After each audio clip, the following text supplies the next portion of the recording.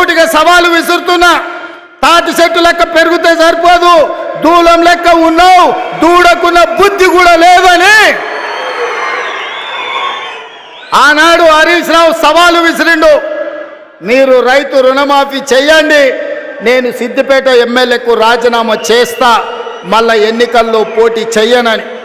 ఇవాళ ఈ వైరాగడ్డ మీద నుంచి ఖమ్మం ప్రజల సమక్షంలో హరీష్ రావు, నీకు సీము నెత్తురుంటే, సిగ్గు లజ్జ ఉంటే రాజీనామా చెయ్యి. నువ్వు కూడా నీ మామలాకనే సిగ్గు లేనోని అయితే ఏట్ల దుంకి సావు అని చెప్పి నేను ఈ సందర్భంగా చెప్పదలుచుకున్నా. ఆయననే నేనన్నా, హరీష్ రావు సిద్ధంగా ఉండు, సిద్దిపేటకు పట్టిన శని పీడ చీడ విరుగడవుతుంది. 15 ఆగస్టు లోపల 2 లక్షల వరకు రుణమాఫీ చేసి తీరుతామని మాట ఇచ్చిన.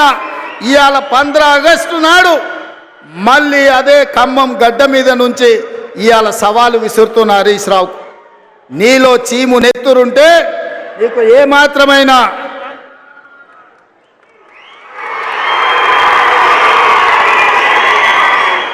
నీకు ఏమాత్రమైనా సిగ్గు శరం ఉంటే రాజీనామా చెయ్యి.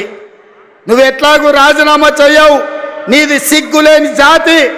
అందుకే ఇవాళ నువ్వు రాజీనామా చేయకపోతే అమరవీరుల స్తూపం దగ్గరకు వచ్చే ముక్కు నేలకు రాజు కాంగ్రెస్ పార్టీ మీద సవాలు విసిరినందుకు తెలంగాణ రైతాంగం క్షమించండి. మాట తప్పని పార్టీ కాంగ్రెస్ పార్టీ రుణమాఫీ చేసింది. నేను విసిరిన సవాళ్ళను వెనక్కి తీసుకుంటున్నానని తెలంగాణ రైతాంగానికి క్షమాపణ చెప్పు.